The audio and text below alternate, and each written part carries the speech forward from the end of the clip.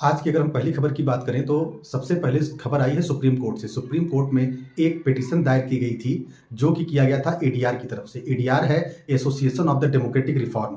इन्होंने ये petition supreme court में दायर किया था कि जिस तरह से भारत के चुनाव आयोग के 2 और सदस्यों की नियुक्ति की गई है वह असंवैधानिक है। जैसा कि आपको पता है कि जो इनके चुनाव आयुक्त थे उन्होंने इस महीने में इस्तीफा दे दिया था। इस्तीफा देने के बाद केवल एक चुनाव आयुक्त थी जो है इलेक्शन कमीशन में या चुनाव आयोग में बचा था, जिनका नाम जो है राजीव कुमार था। अब चूंकि जो चुनाव आयोग होता है उसमें कुल 3 सदस्य होते हैं और 2 सदस्यों की नियुक्ति की जाना बहुत ज़्यादा जरूरी था। तो इस चीज़ को ध्यान में रखते हुए भारत सरकार ने 3 लोगों की एक कमेटी बनाई, जिसमें कि प्रधानमंत्री मोदी और दूसरे थे एक कैबिनेट मिनिस्टर और तीसरे जो लीडर ऑफ अपोजिशन है अधीर रंजन चौधरी जो कांग्रेस के नेता हैं। इन 3 लोगों ने मिलकर के बाकी के 2 जो चुनाव आयुक्त थे उनकी इन्होंने नियुक्ति किया है। एक तो थे ज्ञानेश कुमार और दूसरे थे सुखविंदर सिंह संधू। और इस तरह से ये जब पिटीशन सुप्रीम कोर्ट में दायर की गई और इस पर जब सुनवाई हुई तो सुप्रीम कोर्ट ने इसको इंटरटेन करने से, इस पर स्टे लगाने से या इसको खारिज करने से मना कर दिया और साथ ही साथ ये भी कहा कि ये केवल और केवल जो है झगड़े को बढ़ाने वाली बात है, मतलब इससे विवाद और बढ़ेगा, थमेगा नहीं। अब इसके साथ ही साथ जो है सिद्धू मूसेवाला का नाम हम सभी ने सुना होगा। पंजाबी सिंगर थे जिनकी 2022 में जो है गोली मार करके हत्या कर दी गई थी। अब वहां पर क्या हुआ कि वो अपनी माता पिता की अकेली संतान थे, तो आईवीएफ के थ्रू उनकी माता जो है 58 साल की अवस्था में वो फिर से मां बनी है। जबकि रूल के मुताबिक जो आईवीएफ के जो बच्चे होंगे वो 21 साल से लेकर के 50 साल तक की माताएं ही उनको जन्म दे सकती हैं और उनकी माता चरण कौर की जो उम्र थी एट प्रेजेंट में 58 साल है। अभी हाल में ही उन्होंने एक बच्चे को जन्म दिया है। तो इस चीज को लेकर के भारत सरकार ने जो है पंजाब की गवर्नमेंट को जो है उनसे ये जवाब मांगा है कि जब रूल 21 से 50 साल का है तो आपने 58 साल में आईवीएफ के थ्रू बच्चा कैसे पैदा होने दिया।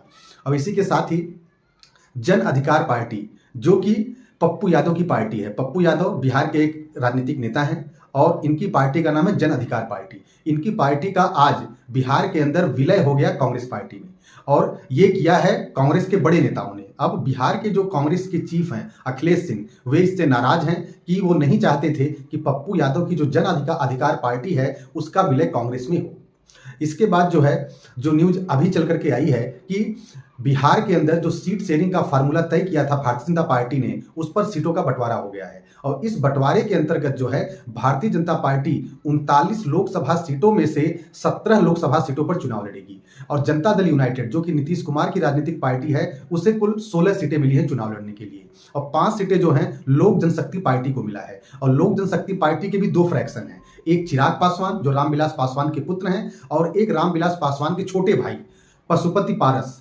तो पशुपति पारस वाले फ्रैक्शन को बीजेपी ने छोड़ दिया है और पशुपति पारस ने भी सेंट्रल गवर्नमेंट में मिनिस्टर थे, उन्होंने आज इस्तीफा दे दिया है। इस तरह से चिराग पासवान की भी पार्टी को भारतीय जनता पार्टी ने बिहार के लोकसभा के चुनाव में 5 सीटें दिया है चुनाव लड़ने के लिए और एक सीट जो है उन्होंने राष्ट्रीय लोक मंच को दिया है जिसके नेता जो है उपेंद्र कुशवाहा है। हालांकि उपेंद्र कुशवाहा 2 सीट चाहते थे लेकिन उन्हें 1 सीट पर ही संतोष करना पड़ा।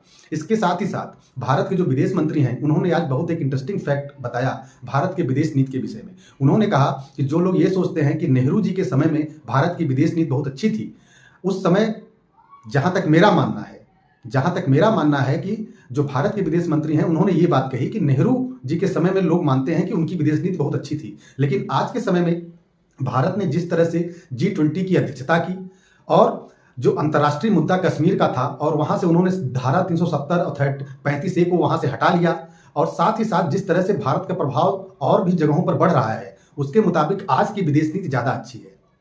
मेरी अपनी ये राय है कि निश्चित रूप से नेहरू जी की विदेश नीति बहुत अच्छी थी, लेकिन उनकी विदेश नीति जो थी नैन की थी, नॉन अलाइनमेंट मूवमेंट। जब नेहरू जी भारत के प्रधानमंत्री बने तो उस समय दुनिया 2 भाग में विभाजित हो चुकी थी, एक पूंजीवाद और एक साम्यवाद।